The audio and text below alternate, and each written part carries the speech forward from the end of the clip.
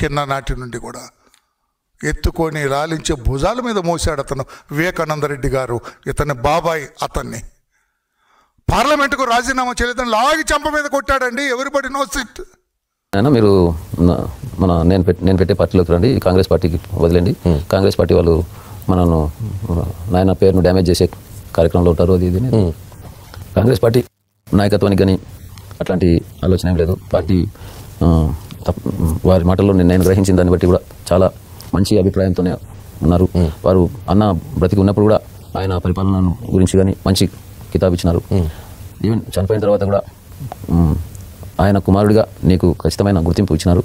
మనం దాన్ని నిలబెట్టుకోవాల్సిన బాధ్యత మందే, కానీ వాళ్ళని తప్పులు పట్టాల్సిన పని లేదు అని ఖచ్చితంగా నేను కాంగ్రెస్ పార్టీలోనే కొనసాగుతాను అని కేటగారికల్గా చెప్పినాం సార్.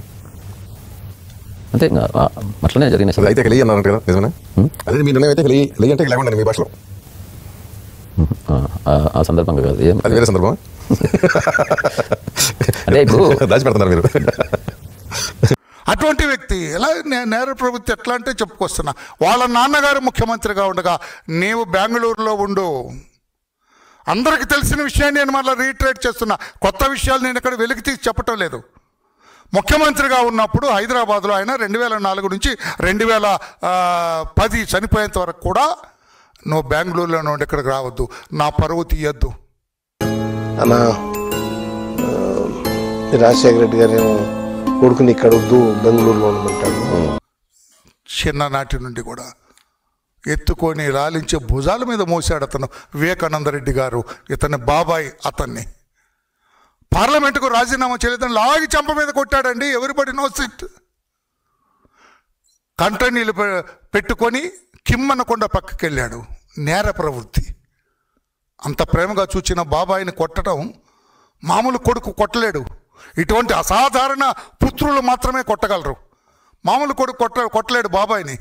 అందులో ప్రేమగా చూచిన బాబాయిని, భుజాల మీద మోసిన బాబాయిని, లాలించిన బాబాయిని, ప్రేమించిన బాబాయిని, జోకొట్టిన బాబాయిని అంతలాగి చంప మీద కొట్టలేరు. నేర ప్రవృత్తి ఉన్నవాడు మాత్రమే కొట్టగలడు. ఆ కొడుకు మాత్రమే కొట్టగలడు. నా కొడుకులు కొట్టలేరు. అది చెప్పాలనేది నా ఉద్దేశం. నేర ప్రవృత్తి. నేను బాబాయిని వేసేసిన వాడికి సెంగైన వేయటం ఒక గొప్ప. సొంత బాబాయిని వేసిన వాడికి ఒక దళిత వర్గానికి చెందిన సెంగయ్యని ముసలోడిని వేయటం గొప్ప. ఏమైనా ఒకసారి ఆలోచిస్తాడా? అయ్యో పాప ఇతను ఇదేయాడే, చనిపోయాడే, లాగా అవతల పడేయండి అని ఉంటాడు. కారులో ఉన్న మాకేం సంబంధం అంటారు. మీ అందరికీ సంబంధమే. ఆయన మొన్న బెయిల్ మీద రిలీజ్ అయ్యి వెళ్ళాడండి. ఎవరు అతను ఏదో అమరావతి మహిళలను బూతుల మీద పెట్టి బెయిల్ మీద ఇచ్చారండి. సీనియర్ జర్నలిస్ట్ అంట అతని పేరు. బెయిల్ ఇచ్చారండి, సుప్రీంకోర్టు బెయిల్ ఇచ్చింది. సీనియర్ జర్నలిస్ట్ కొమ్మినేని గారు. నిన్న చూశాను నేను. బస్సులో యాక్సిడెంట్ అవుద్ది, బస్సు తొక్కుద్ది, బస్సులో ఉన్న వాళ్ళందరినీ వేస్తారా అని అడుగుతున్నాడు. ఇది బస్సు కాదురా బాబు, కారులో ఉన్నది నలుగురు నాయకులు.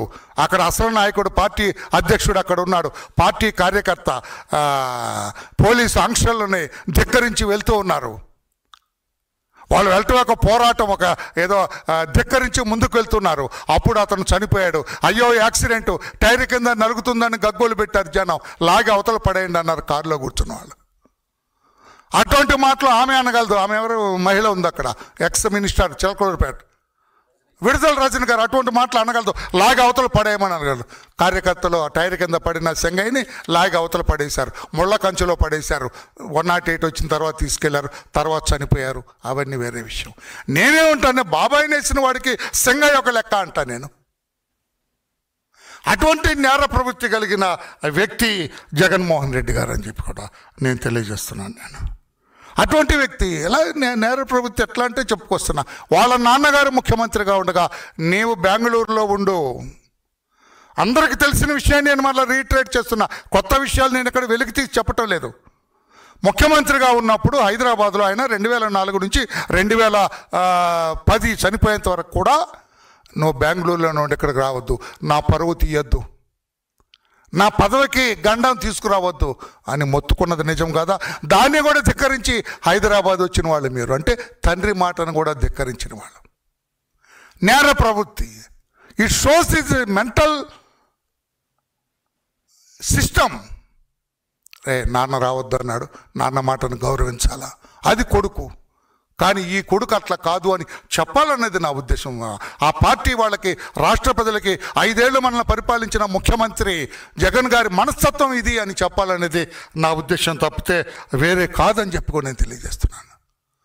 తండ్రి ముఖ్యమంత్రితో అడ్డు పెట్టుకొని లక్షల కోట్లు దండుకొని సిబిఐతో అరెస్ట్ కాబడి 16 నెలలు చెంచలగూడ జైల్లో చెప్పకూడదు తిన్న వ్యక్తి జగన్మోహన్ రెడ్డి గారు. నేర ప్రవృత్తి related to his mental capabilities, mental system, మెన్సీరియా, criminal instinct, ఇవన్నీ అతని మనసులో ఉన్నాయి. అటువంటి వ్యక్తి నాయకుడని చెప్పాలనేది నా ఉద్దేశం, అంతేగాని ఆయన్ని కించపరచాలని కాదు, అతన్ని ఏదో ప్రజల్ని వెలివేయమని చెప్పట్లేదు నేను. అతని మనస్తత్వం ఇది అని చెప్పాలనేది నా ఉద్దేశం. అది నిన్న ఈరోజు వాళ్ళ కరపత్రంలో రాస్తారు. వాళ్ళ కరపత్రం, జగన్ కరపత్రం అంటే ఏంటి? సాక్షి పేపర్. అందులో ఇది రాసి డాక్టర్కి రాస్తారు, సింగయ్య శరీరంపై చిన్న చిన్న గాయాలే ఉన్నాయని పంచనామాలో వైద్యులు ఇచ్చిన రిపోర్ట్ అంటాడు. ఎంత బుద్ధి లేని పని అండి. వైద్యులు ఇచ్చినది పంచనామా కాదు సార్. మీరు ఎవరు సాక్షిలో ఎవరు రాస్తున్నారో, ఎవరు చూస్తున్నారో, ఆ ఎడిటర్ ఎవరో, సబ్ ఎడిటర్స్ ఎవరో నాకైతే తెలియదు. కానీ శవ పంచనామా పోలీసులు చేస్తారు. శవ పంచనామా పోస్ట్ మార్టంకు పంపటానికి ముందు పోలీసులు రాసే శవ పంచనామాలో రాసిన గాయాలు ఇవి. చిన్ననాటి నుండి కూడా ఎత్తుకొని లాలించి భుజాల మీద మోసాడు అతను వివేకానంద రెడ్డి గారు, ఇతని బాబాయ్. అతన్ని పార్లమెంటుకు రాజీనామా చేయలేదని లాగి చంప మీద కొట్టాడండి. Everybody knows it. మీరు నేను పెట్టే పార్టీలోకి రండి, కాంగ్రెస్ పార్టీకి వదిలేండి. కాంగ్రెస్ పార్టీ వాళ్ళు మనను నాయన పేరును డ్యామేజ్ చేసే కార్యక్రమంలో ఉంటారు. అది ఇది కాంగ్రెస్ పార్టీ నాయకత్వానికి కానీ అట్లాంటి ఆలోచన ఏం లేదు. పార్టీ వారి మాటల్లో నేను గ్రహించిన దాన్ని బట్టి కూడా చాలా మంచి అభిప్రాయంతోనే ఉన్నారు. వారు అన్న బ్రతికి ఉన్నప్పుడు కూడా ఆయన పరిపాలన గురించి కానీ మంచి కితాబు ఇచ్చినారు.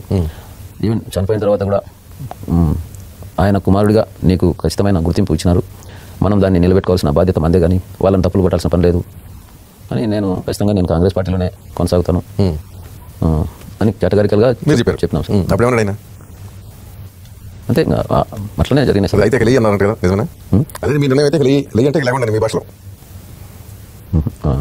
ఆ సందర్భంగా కాదు, ఏం అది వేరే సందర్భం. అంటే ఇప్పుడు దాచిపెడుతున్నారు మీరు. అటువంటి వ్యక్తి ఎలా నేర ప్రవృత్తి ఎట్లా అంటే చెప్పుకొస్తున్నా. వాళ్ళ నాన్నగారు ముఖ్యమంత్రిగా ఉండగా నీవు బెంగళూరులో ఉండు. అందరికీ తెలిసిన విషయాన్ని నేను మళ్ళీ రీట్రేట్ చేస్తున్నా. కొత్త విషయాలు నేను ఇక్కడ వెలికి తీసి చెప్పటం లేదు. ముఖ్యమంత్రిగా ఉన్నప్పుడు హైదరాబాద్లో ఆయన 2004 నుంచి 2010 చనిపోయేంత వరకు కూడా నువ్వు బెంగళూరులో నుండి ఇక్కడికి రావద్దు, నా పరువు తీయద్దు. అన్నా రాజశేఖర రెడ్డి గారు కొడుకుని ఇక్కడ వద్దు, బెంగళూరులో ఉండమంటాడు.